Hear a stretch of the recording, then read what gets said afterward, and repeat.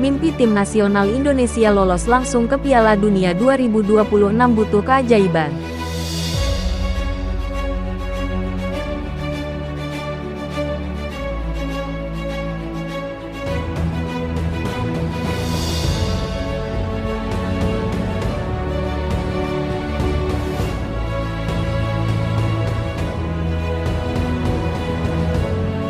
Tim nasional Indonesia harus berharap Australia terpeleset di 2 laga terakhir di grup C agar bisa lolos langsung ke Piala Dunia 2026. Namun, skuad Garuda lebih realistis jika mengincar posisi 4 besar untuk masuk ke ronde keempat. Di babak ini, timnas Indonesia hanya membutuhkan 2 kemenangan untuk meraih tiket ke Piala Dunia. Meski demikian, skuad Garuda harus bersiap menghadapi sejumlah raksasa Asia yang juga berambisi lolos. Bagaimanakah prediksi ronde keempat kualifikasi Piala Dunia 2026? Babak penyelamat mimpi lolos ke Piala Dunia. Pintu otomatis ke Piala Dunia 2026 semakin sulit diraih oleh tim nasional Indonesia. Pasukan Patrick Kluivert harus berharap Australia tergelincir dari posisi runner-up. Skuad Socceroos akan bertemu Jepang dan Arab Saudi di 2 laga terakhir mereka. Namun, peluang Australia terpeleset dinilai kecil, mengingat mereka sebelumnya berhasil menahan Jepang dan Arab Saudi di pertemuan pertama. Sementara itu, timnas Indonesia menghadapi tugas berat untuk menumbangkan China di laga terakhir, sekaligus bertandang ke Jepang. Menurut perhitungan Footy Rankings, peluang Indonesia untuk masuk 2 besar hanya 0,2%. Bahkan, Bahrain dan China lebih diunggulkan untuk bersaing merebut posisi tersebut. Meski diremehkan, pelatih Patrick Kluivert tetap optimistis timnya bisa meraih tiket ke Piala Dunia 2026. Semuanya mungkin, mindset pemain dan staf saat ini luar biasa. Kami akan mengejar kemenangan dalam pertandingan sisa. Targetnya adalah menang, ujar pelatih. Jika gagal lolos langsung di ronde ketiga, skuad Garuda masih punya peluang lewat ronde keempat. Babak ini menjadi pilihan terbaik bagi Indonesia untuk mencicipi Piala Dunia.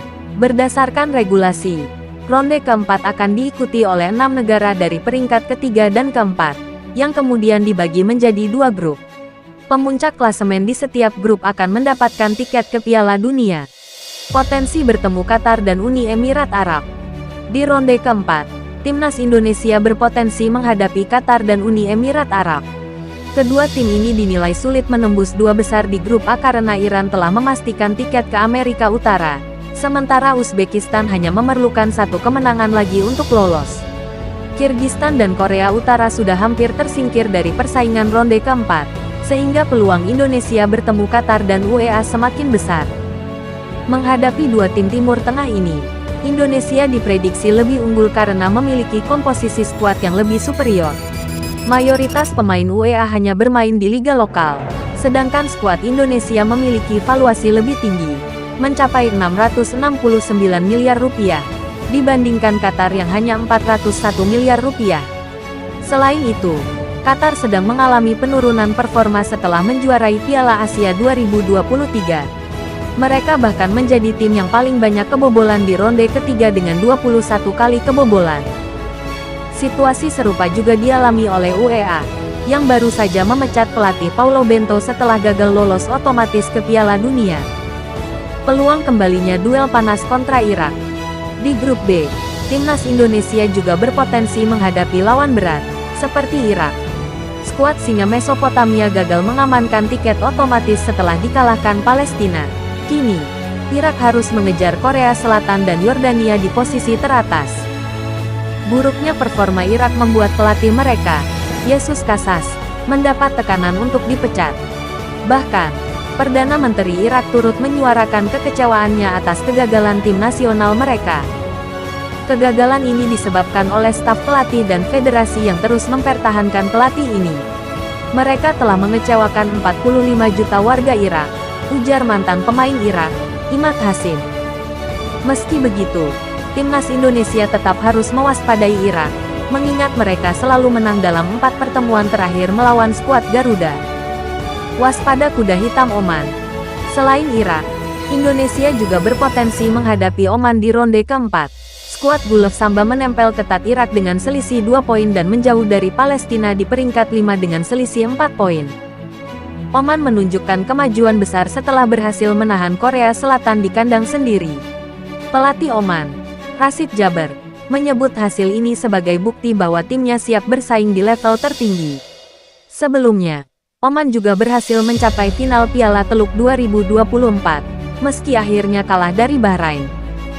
Secara valuasi skuad, Indonesia lebih unggul karena Oman hanya memiliki nilai sebesar 150 miliar rupiah. Namun, skuad Garuda harus tetap waspada karena mereka belum pernah menang dalam 3 pertemuan terakhir melawan Oman. Cara timnas Indonesia lolos dari ronde keempat. Di ronde keempat, format yang digunakan adalah separuh kompetisi. Timnas Indonesia hanya akan bertemu sekali dengan 2 negara di grup yang sama. 2 pertandingan ini akan digelar di tempat netral. Secara hitungan matematis, Indonesia wajib menyapu bersih 2 laga dengan kemenangan agar bisa menjadi juara grup dan lolos ke Piala Dunia. Mental skuad Garuda telah dibangkitkan oleh Ketua PSSI, Erick Thohir, setelah kemenangan atas Bahrain.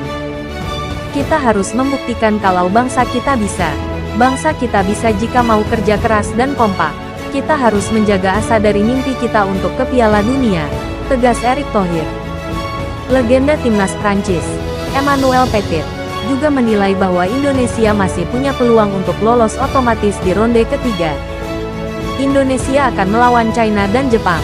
Jepang sudah lolos, jadi saya yakin mereka akan merotasi pemainnya.